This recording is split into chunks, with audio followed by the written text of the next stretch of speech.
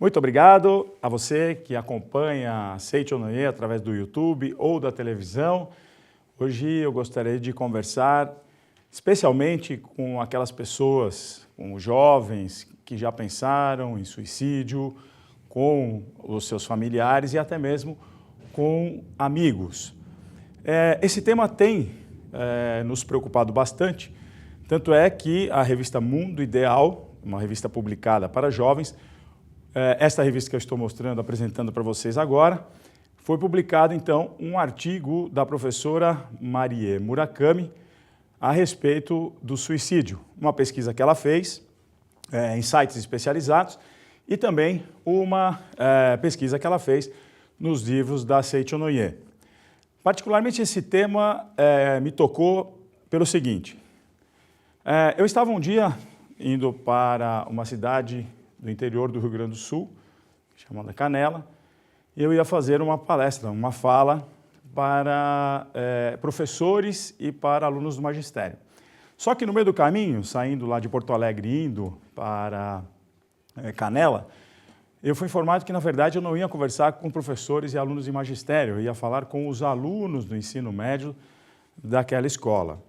Bom, eu não tinha preparado absolutamente nada, então eu resolvi, quando eu cheguei lá, fazer uma prática que nós chamamos de prática de meditação Shinsokan. Essa meditação é uma prática que a gente, então, procura estabelecer um contato direto, consciente com a grande vida do universo, e justamente para que eu tivesse uma ideia do que eu deveria falar para aqueles jovens. E me ocorreu justamente falar sobre suicídio. Eu estava mentalizando e a palavra suicídio vinha recorrente na minha mente.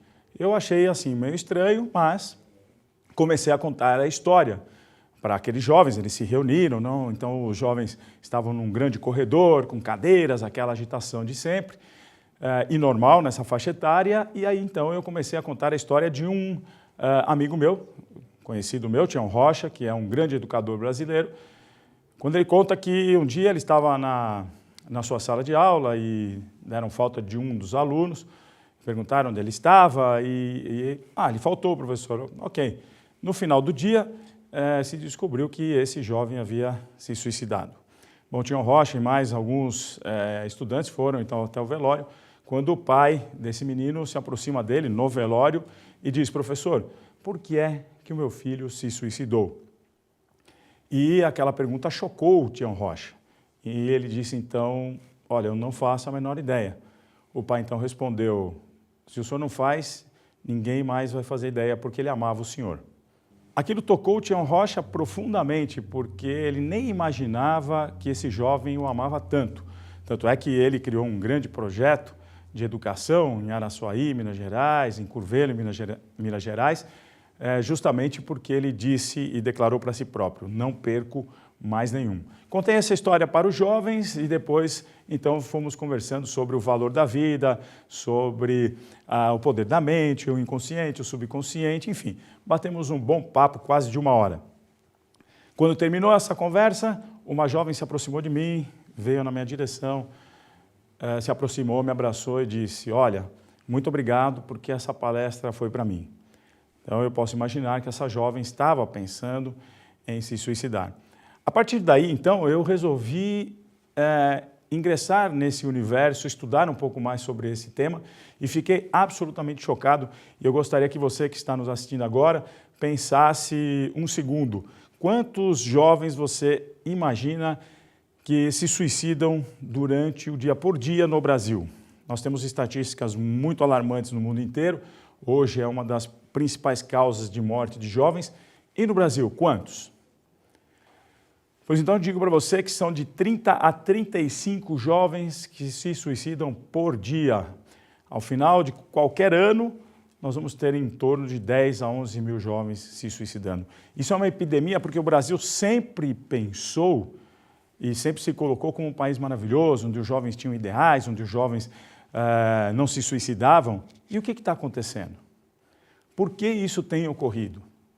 Essas perguntas, então, estão povoando a nossa mente, estão povoando os nossos estudos e eu queria dividir isso, então com vocês. Primeiro, eu queria, então, dizer para você, que se você está assistindo esse vídeo e, de repente, passou pela sua cabeça isso, Realmente você não precisa se preocupar em achar que você é o único que passa por essa situação. Não, existem muitos, como eu disse, são 30 a 35 por dia, que estão passando por alguma dúvida na vida, estão com medo de alguma coisa, sofreram bullying, às vezes pessoal, ou então pela internet. São jovens que às vezes estão com dificuldade de escolher a sua profissão, são jovens que têm problemas, você pode ter um problema com seu pai, com a sua mãe, com a sua família, pode não ter conhecido o pai, pode não ter conhecido a mãe, pode ter vivido somente com seus avós. Uma série de coisas pode estar acontecendo dentro de você, como aconteceu comigo também. Eu, numa fase da minha vida, quando eu tinha por volta de uns 14 anos de idade, eu passei por um momento muito difícil. E foi justamente a minha mãe, e aí vai essa mensagem para os amigos de pessoas que estão em depressão, que vocês começaram a perceber que bebe muito, ou que se isola, ou que está demasiadamente triste, ou até mesmo em depressão. Foi então que minha mãe chamou um amigo meu, o Aloísio, que estudou comigo todo o Fundamental 1, o Fundamental 2, temos amizade até hoje. Minha mãe chama esse meu amigo Aloísio, e o Aloísio aparece em casa e disse, vamos sair. Eu estava praticamente sem sair de casa, trancado, não queria nada. Mas ninguém sabia que dentro de mim, por exemplo, existia um síndrome do pânico, mas me dava medo de absolutamente tudo. Eu caminhava na rua, por exemplo, e se via uma pessoa na minha direção, eu mudava de calçada. Isso mesmo, eu chegava a mudar de calçada com medo. Eu não sei porque, na minha cabeça, aquelas pessoas iam me agredir.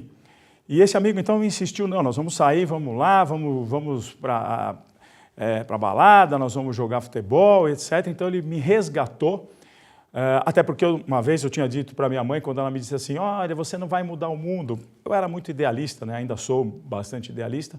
Você não vai mudar o mundo. E eu disse, bom, se eu não vou mudar o mundo, eu me mudo de mundo.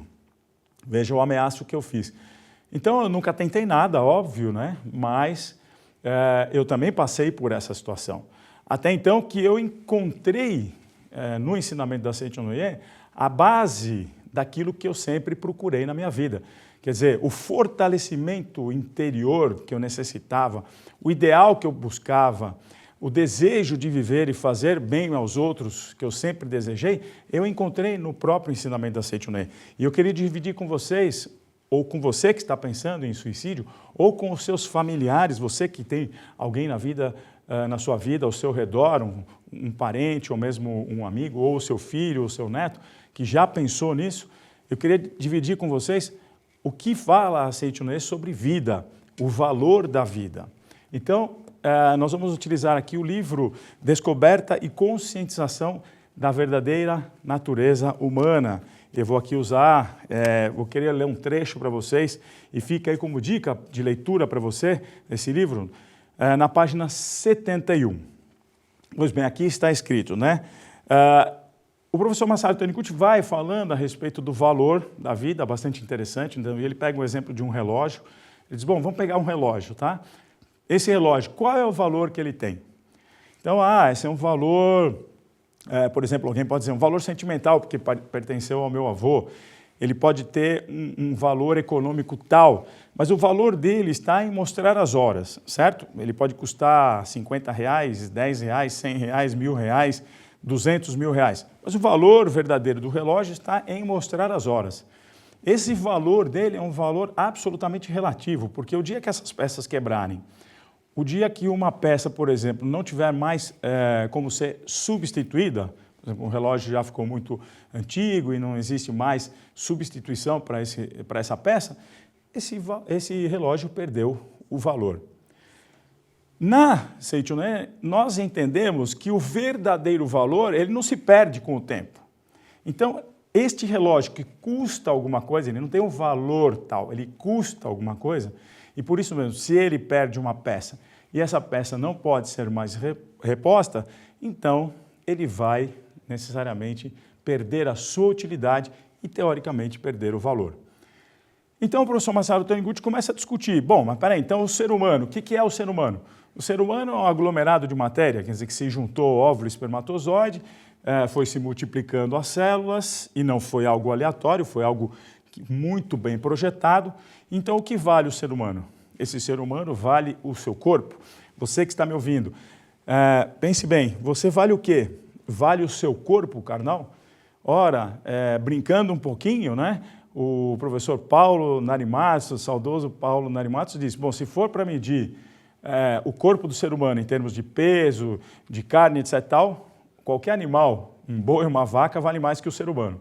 Então nós não valemos esse corpo carnal, nós temos um outro valor.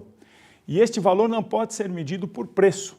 Por isso que objetos como relógio, carro, celulares, etc. e tal, eles têm o seu valor de utilização. Eles deixam de ter esse valor quando eles perdem a função. Se o seu celular, por exemplo, inventarem um aplicativo que o seu celular não comporta, esse seu celular, por exemplo, vai perder o valor. Ou seja, na verdade, vai perder a funcionalidade dele. Porque se fosse valor verdadeiramente, ele não perderia. Isso que eu estou falando para você. E isso que eu falo, por exemplo, para os familiares, para os amigos dessas pessoas que pensam, e para você que de repente pode pensar em suicídio. Quer dizer, você tem um valor, esse valor transcende a funcionalidade, transcende a matéria, é isso que nós estamos dizendo.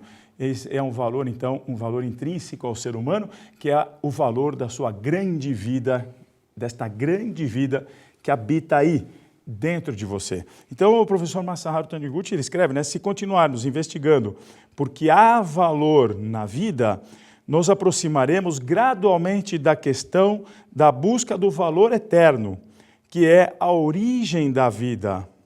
Então, ou seja, investigando cada vez mais o processo onde se dá a construção dessa grande vida que habita hoje dentro de você e que fez o seu corpo carnal ser como ele é hoje, não dá para imaginar que o ser humano é um amontoado químico. É impossível, porque se nós somos um amontoado químico, em que as decisões que nós tomamos não saem, na verdade, de um processo químico do nosso cérebro, então tudo é justificável. Não há moral que se sustenta a partir dessa ideia. Ou seja, muito bem, eu faço um ato horrível, mato uma pessoa, mas foi a química do meu cérebro que comandou esse tipo de ação. Não, eu amo alguém porque a química do meu cérebro é que ama alguém. Então, que o ser humano se resume a quê? A uma grande química? Nós não acreditamos nisso, porque acreditamos que acima dessa química há uma grande vida, ou há o pensamento que atua nesta química e que pode, inclusive, modificá-la.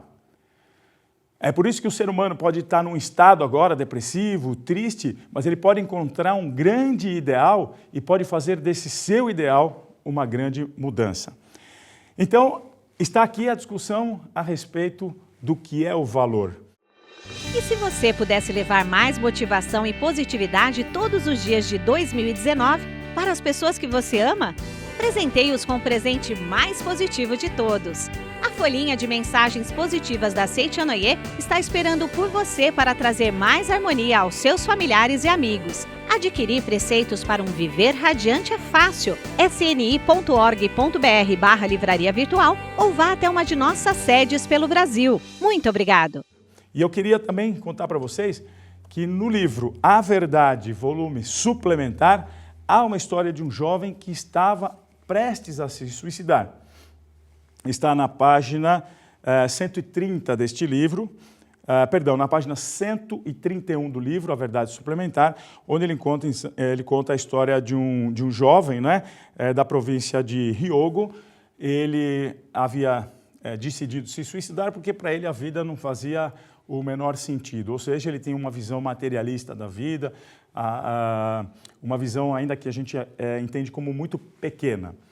E esse, então, jovem, ele caminhando pelas ruas, etc. tal, ele resolveu comer lá um prato antes de se suicidar, estava com vontade de comer bananas, na verdade. Ele come as bananas e no papel que estava embrulhado as bananas, no papel jornal, quando ele abriu o papel para comer as bananas, havia um anúncio do livro, de um dos livros da Seiichi Onoye, da coleção A Verdade da Vida. Aí esse jovem fica bastante curioso, que continua a história na página 132, ele fica bastante curioso em relação a essa questão, a verdade da vida, né? Que interessante. Bom, já que eu vou me suicidar, eu gostaria de conhecer qual é a verdade desta vida. Então ele pegou o anúncio, esse anúncio trazia endereços de onde ele podia adquirir os livros, da Seitonê, ele foi até o local, comprou o livro A Coleção A Verdade da Vida e ao descobrir-se como filho de Deus, como grande vida do universo, então aquilo brotou nele o desejo de realizar algo em prol do próximo. Aí é que está uma coisa bastante interessante, quer dizer, nasce na pessoa o desejo de realizar algo em relação ao próximo. E ele vai contando então, né, que ele era agricultor e o coração dele se transformou tanto com a leitura desse livro, e aqui eu queria fazer um parênteses, tá? Não é o livro em si que modifica ou vai modificar a sua vida. Na verdade, o livro vai modificar a forma como você pensa, como você enxerga as coisas. Porque muitas vezes você pode estar ouvindo conversas, ou você foi vítima de alguma coisa, ou você imagina que foi vítima de alguma coisa, você interpreta isso dessa maneira e aí então você conduz a sua vida a partir dessa interpretação. É óbvio, e todos nós sabemos, que, por exemplo, irmãos gêmeos que nasceram na mesma família, e vamos pegar até os gêmeos, vamos pegar os gêmeos univitelinos, ou seja, que nasceram do mesmo ovo, quer dizer, do mesmo óvulo. Esses gêmeos univitelinos nasceram exatamente no mesmo momento, conviveram com os mesmos pais, por exemplo, e cada um pode tomar um rumo totalmente distinto. Ora, então, a maneira como a gente interpreta as coisas na nossa vida é que faz com que a gente tome um rumo. Então, o livro, ele pode modificar a maneira como você interpreta as coisas. Foi isso que aconteceu comigo. A partir do momento que eu comecei a interpretar e conhecer o que é a imagem verdadeira, o que significa a filosofia monista da imagem verdadeira, só existe Deus, né, e a imagem verdadeira, que essa é a nossa filosofia. Quando eu comecei a compreender tudo isso, a vida fez muito sentido para mim. E o desejo de viver, então, se fez grande. Por isso que eu estou aqui agora conversando com você.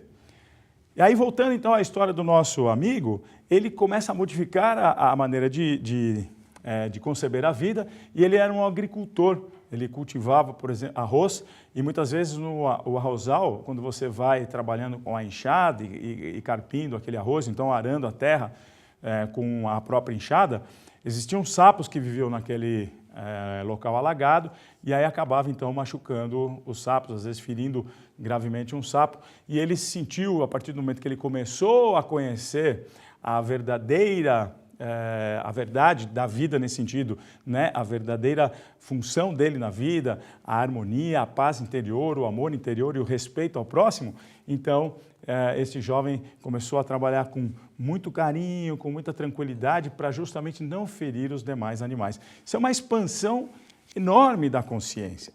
E é isso que eu estou dizendo para você. Você tem um ideal, você tem uma nobreza na sua alma que vai muito além deste seu corpo carnal. As circunstâncias à sua volta não estão aí para te ferir, mas estão aí para preparar você para algo grandioso. Isso que eu descobri na minha vida. E se você é familiar dessa pessoa, você tem então que dialogar. Leve a sério o que essa pessoa está falando. Não pense que é simplesmente, como a gente diz na linguagem popular, uma frescura. Esses dias conversei com uma senhora que me contou que o filho dela, né, começou a ter sinais de pânico, né? Ele tinha medo de absolutamente tudo. E aí a avó, preocupada, dizia, mas olha esse menino, né, precisa de cuidado. Isso é frescura, isso é frescura. E aí ele tinha acesso de taquicardia e ele pensava então que ele ia ter um infarto, quer dizer, algo apavorante. Então ela teve condições de fazer vários exames do coração, eles constataram que não tinha nada, mas aí ela percebeu que a coisa era muito séria. O que ela fez? Acolheu esse jovem, começou a ouvir melhor esse jovem, começou a dialogar com ele. Então é muito importante o diálogo, é muito importante vocês afastarem um pouquinho os celulares, os tablets, desligar a televisão e conviver. Se o jovem está, por exemplo, já trancado no quarto, é bater lá, está tudo bem, estamos aqui, o que você precisar, vamos conversar, vamos dialogar. E a partir desse momento, desse reencontro com essas pessoas, é procurar então desenvolvendo nele essa capacidade de realizar algo em prol do próximo. Então eu gostaria de deixar essa mensagem para vocês. As famílias precisam estar mais juntas, os amigos precisam estar mais juntos. Nós precisamos desligar nossos celulares, olhar nos olhos uns dos outros, conversar sobre sentimentos, criar coisas boas e ofertar essas coisas boas para a humanidade. Vamos lá, jovem, você levanta, mas o que eu vou fazer? Não importa, mesmo que você vá oferecer o seu trabalho, por exemplo, gratuitamente numa ONG, numa escola, seja varrer uma calçada, o que for importante para você naquele momento de realizar, seja uma coisa muito pequenininha, vá lá e faça. Você que é familiar, incentive esse jovem a fazer isso. Procure mostrar para ele e você procure ver em si próprio as coisas boas que você tem, as suas qualidades. Valorize essas qualidades, porque eu tenho certeza que você tem muitas, e tenho certeza também que os pais ou os familiares enxergam essas qualidades em vocês. Então fiquem sempre atentos, cuidem uns dos outros, vejam a imagem verdadeira, perfeita uns dos outros, orem em conjunto na família, e eu tenho certeza que vocês vão conseguir superar esse desafio. Se você quiser fazer um contato com a gente, entre no site para conhecer um pouquinho melhor a Aceite ou Noê, no sni.org.br. Também você pode entrar em contato com a gente de telefone fixo 0800 770 2600. Se for de celular, você vai ligar para 0 operadora 11 5074 4180, tá bom? Então, fiquem com Deus e tenho certeza que eu vou encontrar vocês um dia em uma das nossas reuniões. Muito obrigado.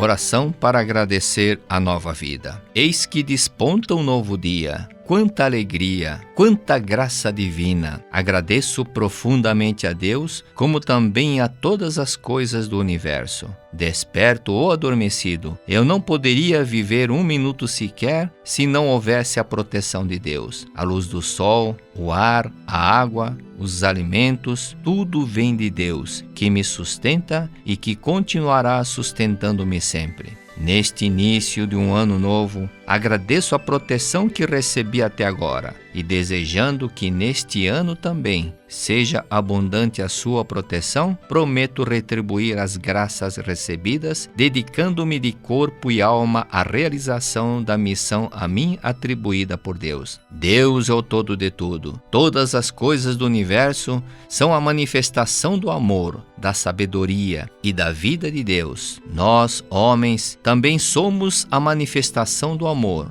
da sabedoria e da vida de Deus. Por isso, todas as coisas do universo e nós, homens, somos da mesma origem, somos irmãos. Por conseguinte, todas as coisas do universo são nossos amigos, não existindo uma coisa sequer que nos possa prejudicar. Esta é a imagem verdadeira. Se somos prejudicados ou feridos por algo, é porque nos esquecemos da nossa imagem verdadeira, a qual nós e todos os seres somos irmãos, isto é, da mesma origem. Os sofrimentos são reflexo da desarmonia entre a nossa mente e todas as coisas do universo. Por isso, Deus nos ensina: reflexiona e reconcilia-te. Deus é o todo de tudo e está presente em todas as partes. Deus é infinito e sagrado, está sempre e eternamente aqui e agora, envolvendo-me por cima e por baixo, pela esquerda e pela direita, pela frente e por trás, no céu e na terra, nos quatro cantos do mundo. Não existe uma parte sequer onde Deus não esteja presente. E eu existo e vivo aqui, agora, como a suprema manifestação desse Deus onipresente e eterno. Logo, sou uma existência eterna. Pareço limitado, mas sou ilimitado. Pareço isolado, mas sou o todo. Vivo ao mesmo tempo agora e a eternidade. Sou a grande harmonia. Sou o primogênito da criação. Sou o dirigente de todas as coisas do universo. Todos os lugares para onde me dirijo transformam-se em paraíso. A ordem e a disciplina do reino dos céus projetam-se sobre a terra. Desaparecem os conflitos, extinguem-se as trevas. curam-se as doenças e todos se plenificam de alegria e gratidão. Despertei agora para esta verdade, isto é, renasci. Nasci para uma nova vida. É o raiar de um novo dia. O passado já se foi e todas as pessoas se preenchem de nova alegria e cantam hinos de louvor a Deus. Resplandece a luz da verdade, e doravante não haverá quem seja triste, não haverá quem se lamente. Desaparecerão deste mundo os gemidos e os gritos de dor, e todos se dirigirão para Deus e cantarão a música de agradecimento. Esta música se eleva ao céu e se torna música celestial. Desce à terra e se torna música da paz. Em verdade, agora que renasci e despertei para a verdade, vejo que o paraíso da realidade eterna existe aqui mesmo. Neste momento, reverencio Deus, agradeço a Deus e lhe consagro o hino de alegria. Respeitosamente, junto às mãos e curvo-me diante do Onipotente. Muito obrigado.